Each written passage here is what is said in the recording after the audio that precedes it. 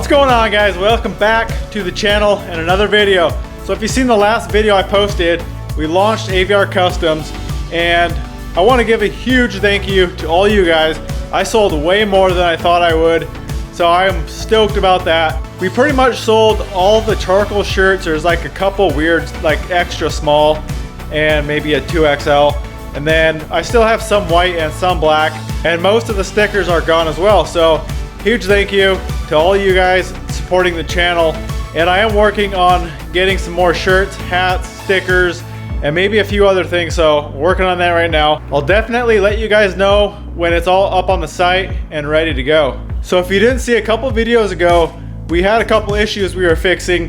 One of them being the injection pump losing its prime after it sat. It started up fine right now, but it was already ran, so we are still having the same exact problem. And I think I found the problem. So I know you're not gonna be able to see very well that way down underneath that pump, but I noticed a little bit of diesel like on the housing and on some of the wires down there, and I went poking around, and it looks like that rear head of the pump is leaking. I'll show you on this motor, you can actually see it. So there's the main pump here, and then you have this rear head, which is the cast part. And in between the pump and that head, there's actually O-ring that is pretty common to leak. The other leak points on these pumps are the quantity adjuster cap and then the body to the actual pump. I'm pretty sure those ones have been changed because there's scribe marks on the actual pump. So I would say those have been changed and it's not leaking at all. So what I'm gonna have to do is order up the O-ring that goes in between the head and the pump, and then we should be able to change that O-ring without pulling the pump off the car, which is gonna save a lot of time.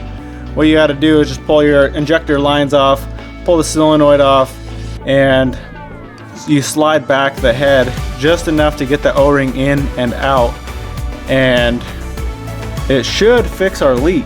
So I don't know, maybe it's just a coincidence that it started leaking right now, because it never had this problem before I rebuilt this motor and I didn't touch the pump. So kind of a weird coincidence. Either way, I'm gonna order up that O-ring. I'm gonna order it from Diesel Geek.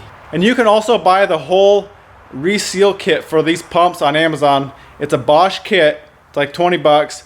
I'll link that down in the description, but I only need that one O-ring, so I'm not gonna buy the whole kit just for the one O-ring. So we'll get back, when I get that O-ring in, we'll swap that out and should fix all of our problems with this thing starting. All right, we got the kit in for the injection pump. So they give you 2 seals just in case you ruin one. And then I'll show you exactly what this bolt is for.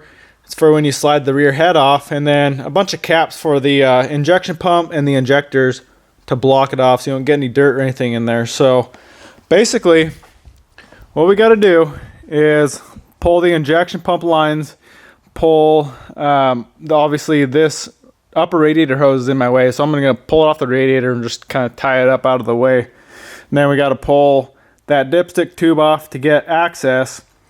And then there's 4 bolts on the rear of that head that we need to take out. We need to slide that head back, but you can't pull the head all the way off. There's a shim on that connected to that shaft in that head, and if you pull it out too far, that shim will drop and you'll have to figure out a way to get it back in. So we're not going to do that. We're going to do it right, make sure we don't drop it. So let's get started pulling the lines, pull the radiator hose off, get access to that head.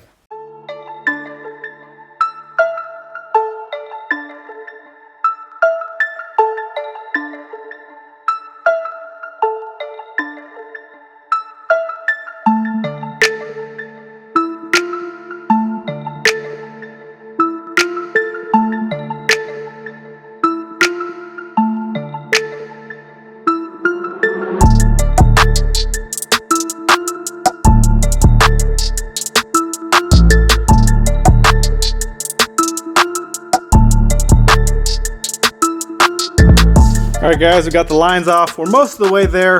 There's a couple brackets on the back of the injection pump you got to pull off. So I apologize if the film doesn't turn out that great. It's really hard to film and work in this one little area in the back of the motor, so kind of hard to get the shots, but what we're gonna do now is we gotta pull this solenoid off the top, the fuel shutoff solenoid, pull those brackets, there's one on each side, and then we'll have access to that head.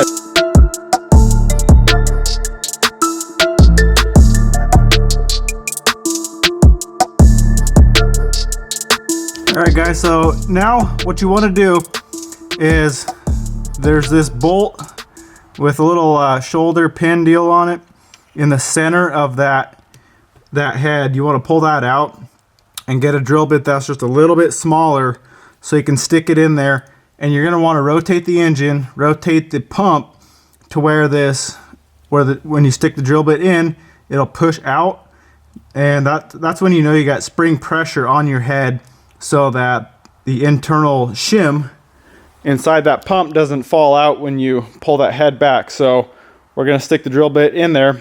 Like I said, turn the motor over until it pushes out just a little bit, and then you know you got spring pressure. And right now I have a bolt on either opposing sides of that head, just one on each side.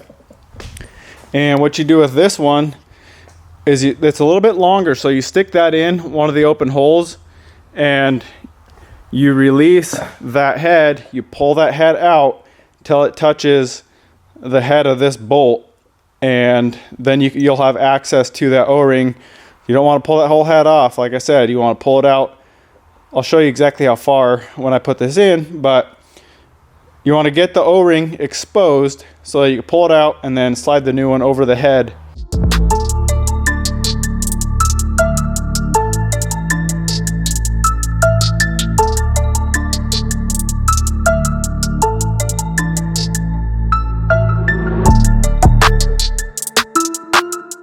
All right, so you can see on that top bolt there, that's the original. That's holding on the head. And then this lower bolt here is the new bolt I put in. So we're gonna release that rear head that much until it hits, and then we can get in there and pick the O-ring out. You'll see the little shoulder inside with the O-ring on it. We'll pick that out, and then we'll have to stretch the new one over the top of this head. But luckily they're a Viton seal, so they're pretty stretchy and they shrink right back up to its original shape. So a lot of people do it this way. Seems a little sketchy, but I've seen it done many, many times. I've never tried it, so we're gonna give it a shot.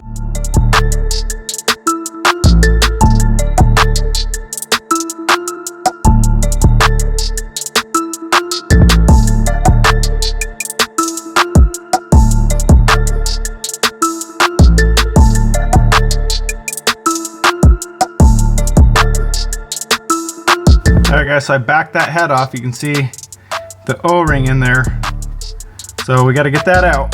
So I'm just going to use one of these little picks and pick the O-ring out. And then, well, like I said, we'll have to slide the new one over the top of that whole head.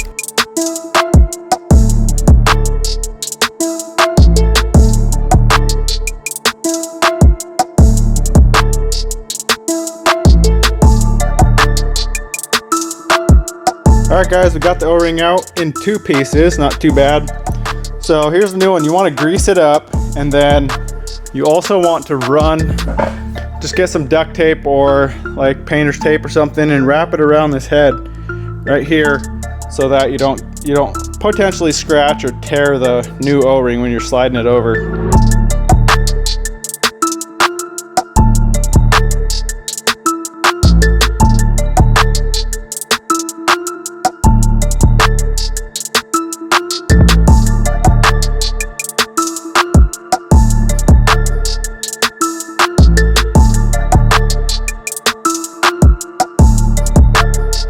Alright guys, so I got the O-ring in there. And so when you slide it over the top, it's going to be obviously over the top of those screws. So what you want to do is get your pick on the O-ring and pull up on the O-ring so you're not hitting the O-ring onto the bolt, and then pull the bolt out and then drop your O-ring down into that groove in the head. Make sure you get a mirror like I got down there and look around the entire head. Make sure that O-ring is in its groove. And now we can tighten that head back onto the actual pump body. All right guys, we got that pump head snug back up. So you just want to go a little bit on each side so you're not cocking the whole thing sideways when you're tightening it up. So Now we can just go around, throw all the brackets on, throw the injector lines back on, and fire this thing up, see if it still leaks.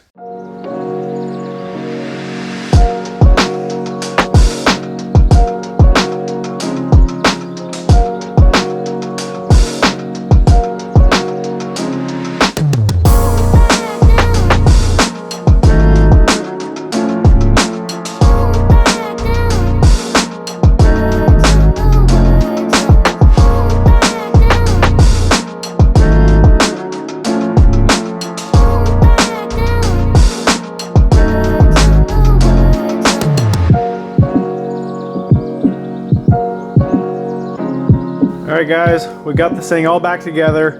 So I'm going to try to start it without priming the lines at the ejectors. I kind of doubt it will start, but I'm kind of curious to see if it will. So we're going to do that, and then I also got to bleed the coolant a little bit because I drained some out when I pulled that top hose off. And I just want to say I'm sorry about the crappy footage, crappy angles. I know you guys probably couldn't see a whole lot, but it's really hard to get a camera back behind that pump and my body back there too to actually work on it. So hopefully you guys got the gist of what I did. If you search on dieselgeek.com, if you're curious about how to exactly do this, they have a detailed write-out of exactly how to do it. So check that out if you want a more detailed kind of instructions on how to do it. So let's crank this thing over and see if it'll fire up.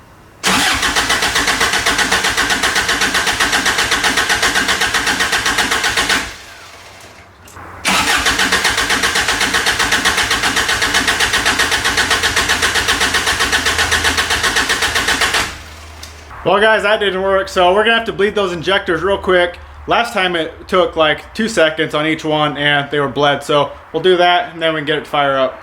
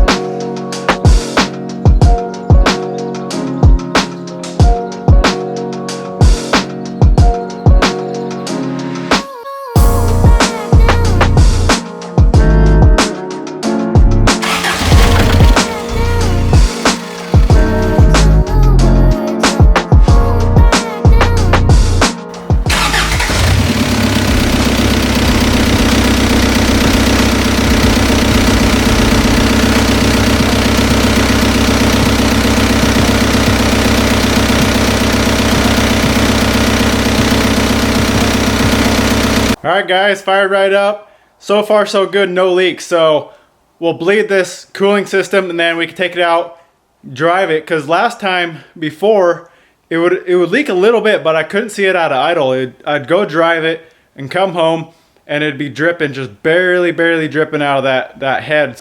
Alright guys, now the next day, truck sat all night long. So let's fire it up and see if there's any air in that system and if that pump lost any prime at all. Hey, there we go.